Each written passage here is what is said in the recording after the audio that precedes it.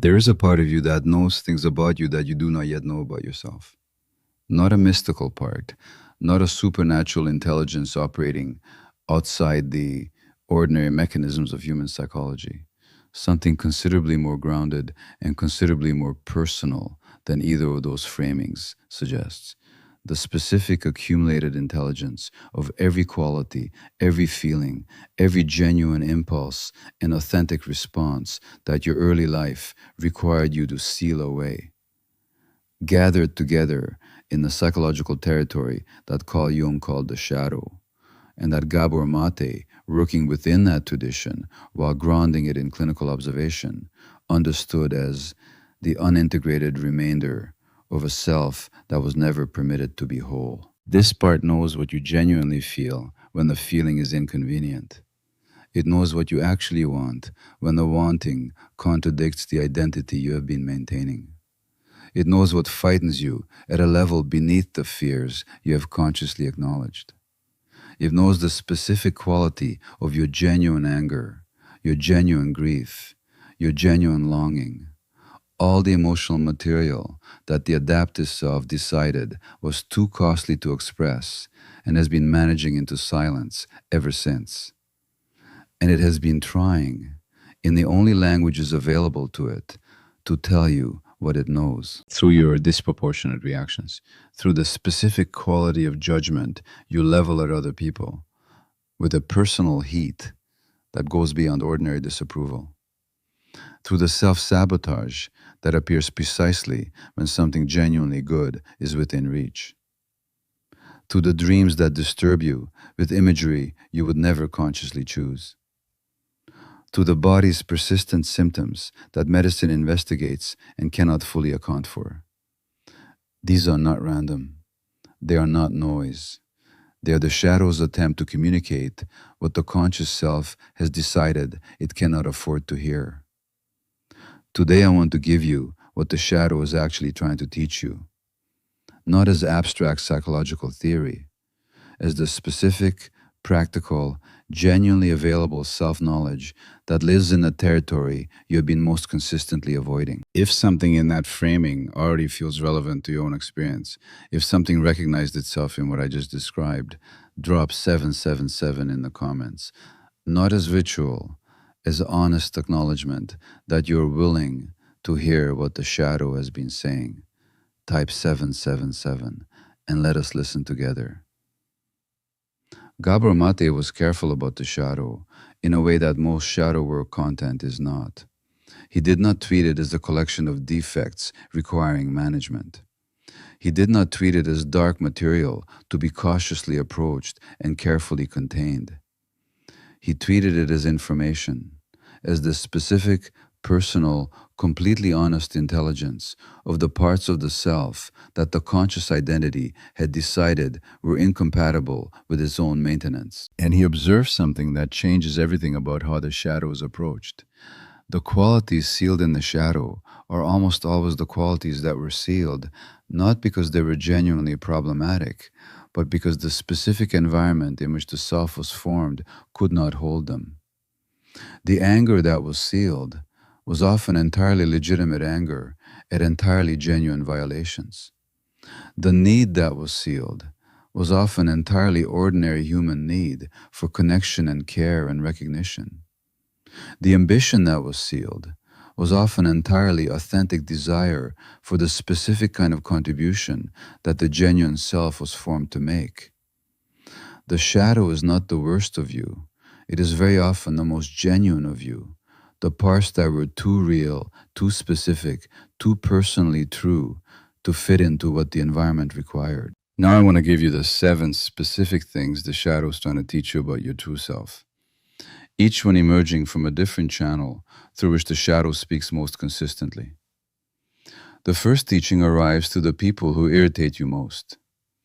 We have explored this territory before in this series of conversations, but it belongs here as the most practically accessible entry point into shadow self-knowledge.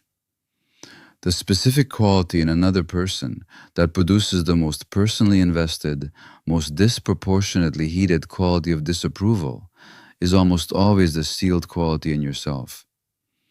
Not always the identical behavior. The mapping is rarely that literal, but the underlying quality, the emotional territory, the specific dimension of human experience that the other person is inhabiting without apparent self consciousness, that you have decided, for reasons established long before this encounter, is not available to you. What your most persistent irritations are teaching you about your true self is the specific shape of what was sealed.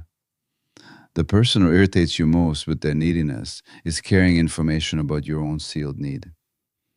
The person whose anger produces such a viscerally personal response is carrying information about your own sealed anger. The person whose unguarded self expression makes you uncomfortable is carrying information about the self expression you learned to guard. The teaching is not comfortable, but it is more genuinely informative about your true self than anything the conscious identity would volunteer. The second teaching arises through what you most fear becoming. This is one of the shadows most consistent and most consistently misread communications. The specific qualities or behaviors or states of being that you are most vigilant against inhabiting, the things you would be most devastated to discover in yourself, are almost always qualities that the shadow is already carrying, not as pathology, as sealed potential, as genuine aspects of the self that the identity decided were too dangerous to acknowledge. The person who is most vigilant against selfishness is often carrying sealed self-interest that has never been permitted legitimate expression. The person who is most vigilant against vulnerability is often carrying sealed vulnerability that has never been permitted a safe container. The person who is most vigilant against anger is often carrying sealed anger that has been managed into the background for so long that it has begun to express itself through the only channels that remain available: passivity, chronic fatigue, the body's persistent symptoms. What your deepest fears about yourself are teaching you is the specific location of the most significant sealed material.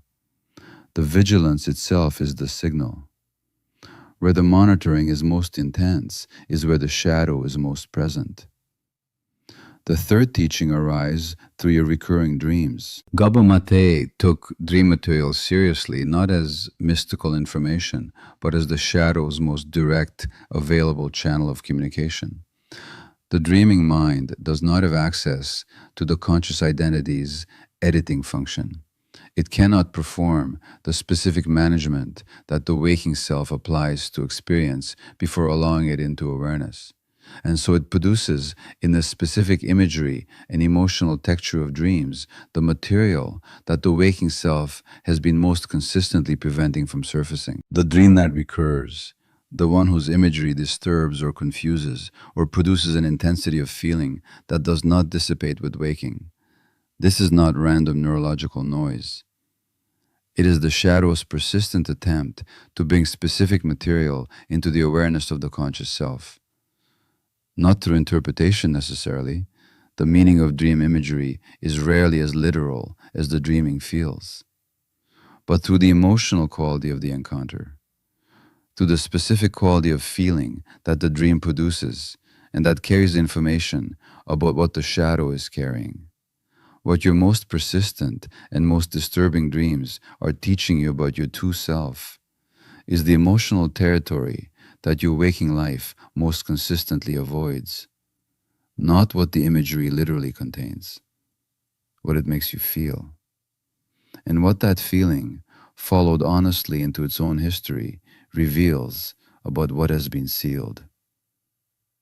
The fourth teaching arrives through your self-sabotage, the specific pattern of undermining what you genuinely want, the behavior that arises precisely when something genuinely good is within reach and prevents its full arrival, is one of the shadow's most consistent and most costly communications.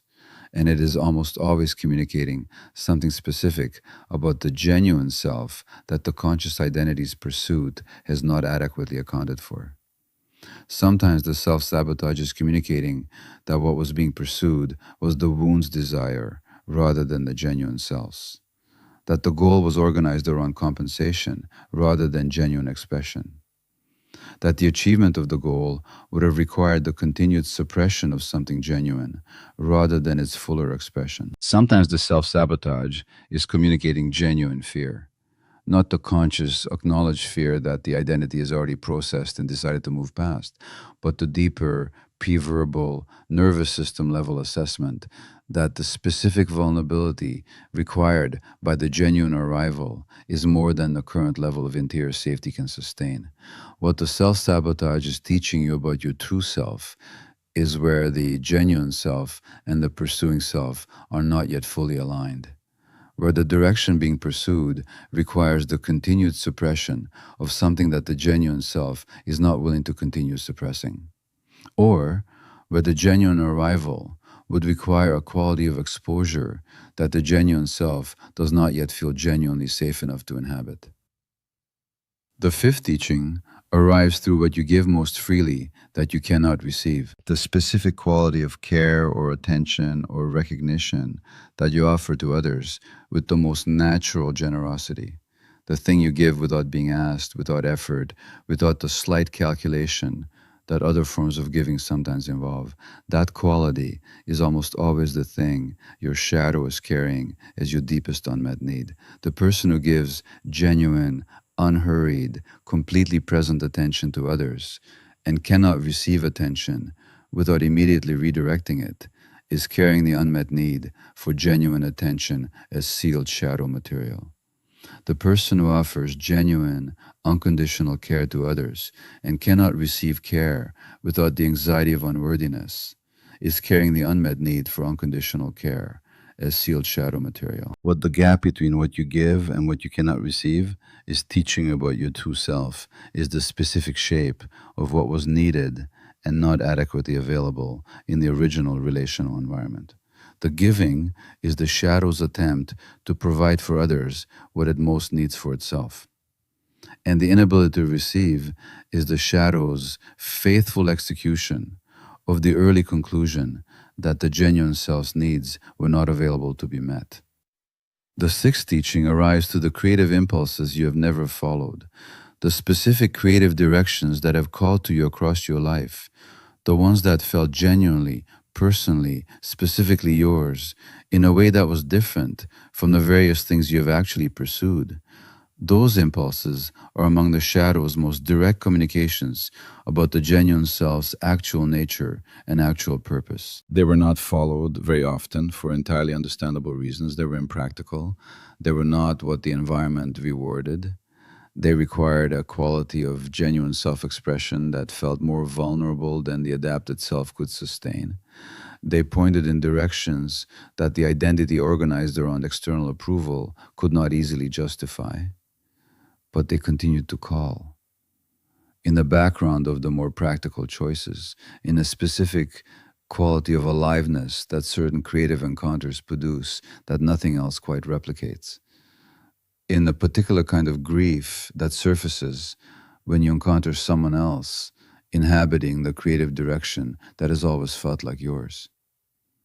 What the uncollected impulses are teaching you about your true self is the specific direction of your genuine contribution, not the direction the adapted self was built to perform, the direction the genuine self was formed to express. The seventh teaching, and this is the one that Gabor Maté returned to as the most important and the most fundamentally self-revealing of all the shadow's communications.